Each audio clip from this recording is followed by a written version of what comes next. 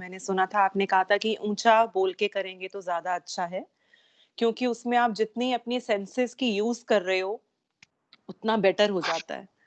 But मेरे personal experience से मुझे हमेशा ये लगता है कि जब मैं पाठ या कोई मंत्र बोल के करती हूँ तो मेरी सारी अटेंशन बोलने में चली जाती है और मेरा कनेक्शन इतना प्योरली, इतनी सिंसेरिटी से बन नहीं पाता, क्योंकि मेरा ध्यान बोलने में ज्यादा है।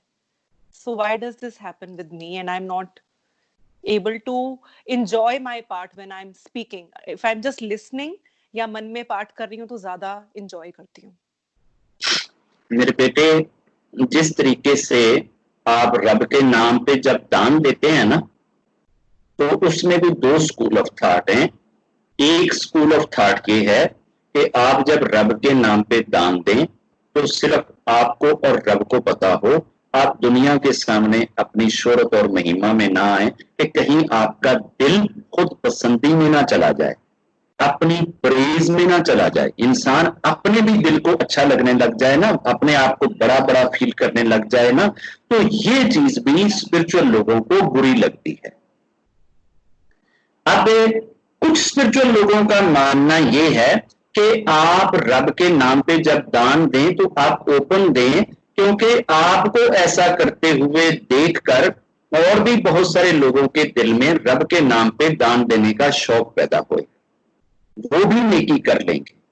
आप 10 बंदे खड़े हैं किसी भी अड्डे में, वो लेबर हैं, वो मजदूर हैं, आप उनको जाके अगर भोजन के डब्बे दे रहे हैं तो आप अगर उस भोजन के डब्बे देने को फेसबुक पे डाल रहे हैं, वीडियो बना रहे हैं, तो इंटेंशन दो तरह की हो सकती है।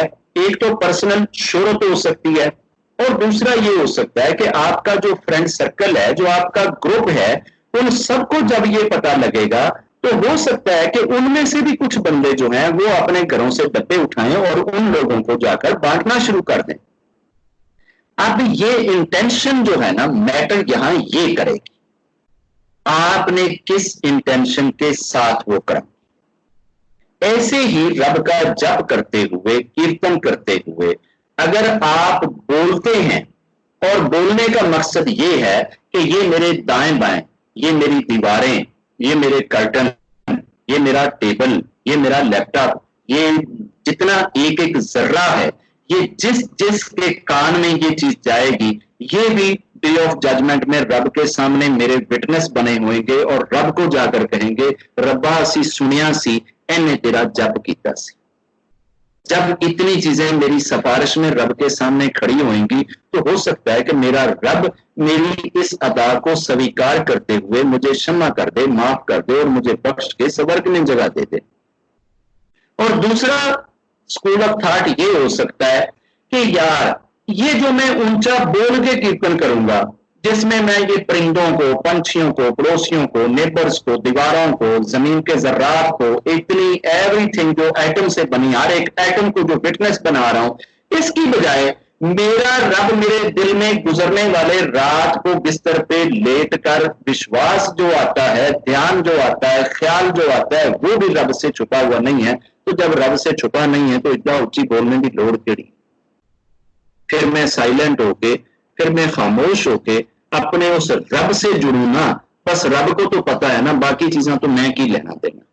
ये दोनों स्कूल ऑफ थॉट, ये दोनों तरीके एग्जिस्ट करते हैं और दोनों के दोनों ठीक हैं, बशर्ते के आपकी इंटेंशन ठीक।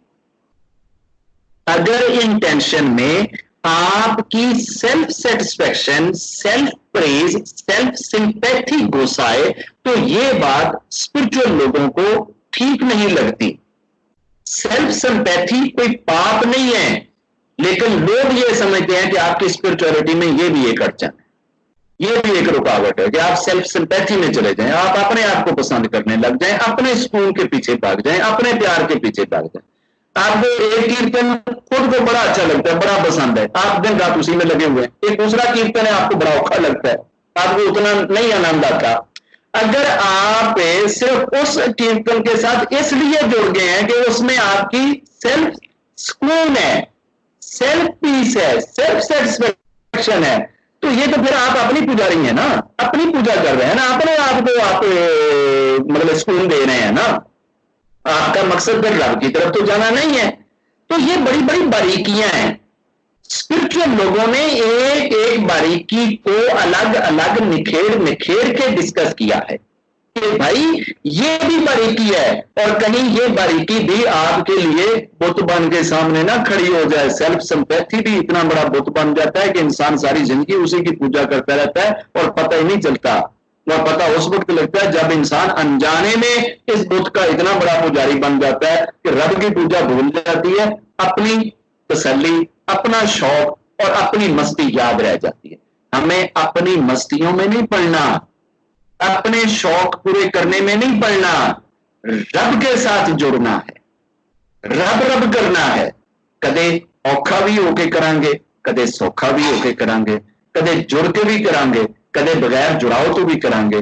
कदे सुकून आएगा, कदी नहीं आएगा, कदी बड़े लीन होवांगे, कदी नहीं होवांगे। बस असी हर हाल दे विच करांगे, भावें वो जिस भी हाल दे विच रखे। जे सुकून आ गया ते ओदी प्रसाद, ना भी आया ओदी प्रसाद, दिल नूं बड़ा चंगा लग्या ओदी प्रसाद, ना चंगा लग्या ओदी प्रसाद। वो भावें असी संडे नूं करिए, भावें मंडे नूं करिए, भावें ट्यूसडे नूं करिए, एवरी डे असी करिए, ओदी मर्जी है कि साडे दिल ते कैफियत की बनांदा है। असी कैफियतां दे पुजारी नहीं, असी रब दे पुजारी है।